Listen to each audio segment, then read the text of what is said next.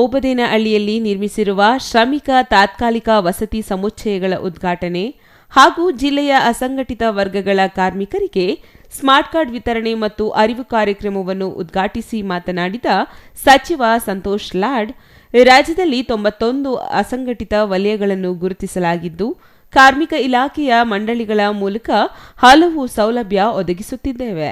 ಕಾರ್ಮಿಕರಿಗೆ ಪಿಂಚಣಿ ಸೌಲಭ್ಯ, ಹೆರಿಗೆ ಸೌಲಭ್ಯ, ಅಂತ್ಯಕ್ರಿಯೆ ವೆಚ್ಚ, ಶೈಕ್ಷಣಿಕ ಸಹಾಯಧನ, ವೈದ್ಯಕೀಯ, ಅಪಘಾತ, ಮದುವೆ ಸಹಾಯಧನ, ತಾಯಿ ಮತ್ತು ಮಗು ಸಹಾಯ ಹಸ್ತ ಮುಂತಾದ ಸೌಲಭ್ಯಗಳು ನೀಡಲಾಗುತ್ತಿದೆ ಎಂದರು. ಈ ನಮ್ಮ ಕನ್ಸ್ಟ್ರಕ್ಷನ್ ಬೋರ್ಡ್ಲಿಂದ ಈ ಟ್ರಾನ್ಸಿಟ್ ಅಕಾಮಿಡೇಷನ್ ಇಲ್ಲಿ ಪ್ರಾರಂಭ ಮಾಡಿದ್ವಿ. ಇಲ್ಲಿರ್ತಕ್ಕಂಥ ಬಿಲ್ಡಿಂಗ್ಸ್ ಏನು ತಾವು ನೋಡ್ತಾ ಇದ್ದಾರೆ, ಭಾಳ ಉತ್ತಮವಾದ ಬಿಲ್ಡಿಂಗ್ಗಳನ್ನು ನಮ್ಮ ಮುನೇಪ್ ಸಾಹೇಬ್ರ ಮುಖಾಂತರ ನಾವು ಇನಾಗ್ರೇಷನ್ ಮಾಡಿದ್ದೀವಿ. ನಮ್ಮ ಅಧ್ಯಕ್ಷರಾಗಿರ್ತಕ್ಕಂಥ ಶಾಸಕರಾಗಿರ್ತಕ್ಕಂಥ ಮುನಿರಾಜರ ನೇತೃತ್ವದಲ್ಲಿ ಈ ಕಾರ್ಯಕ್ರಮ ಇಲ್ಲಿ ನಡೆದಿದೆ.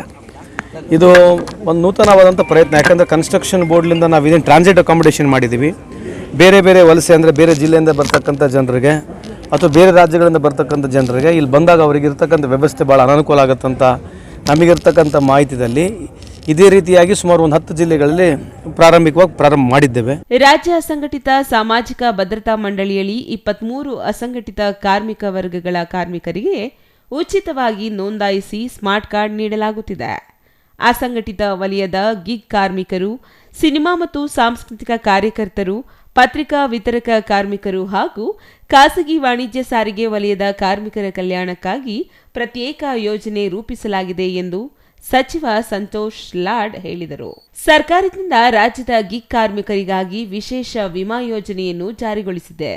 ಆನ್ಲೈನ್ ಮೂಲಕ ಸರಕು ಸೇವೆ ಒದಗಿಸುವುದು ಸ್ವಿಗ್ಗಿ, ಝೊಮ್ಯಾಟೊ, ಅಮೆಜಾನ್, ಫ್ಲಿಪ್ಕಾರ್ಟ್, ಬಿಗ್ ಬ್ಯಾಸ್ಕೆಟ್ ಮುಂತಾದ ಇ-ಕಾಮರ್ಸ್ ಸಂಸ್ಥೆಗಳಲ್ಲಿ ಡೆಲಿವರಿ ಕಾರ್ಯ ನಿರ್ವಹಿಸುತ್ತಿರುವ ಕಾರ್ಮಿಕರಿಗೆ ಹಲವು ಪ್ರಯೋಜನಗಳನ್ನು ನೀಡುತ್ತಿದೆ.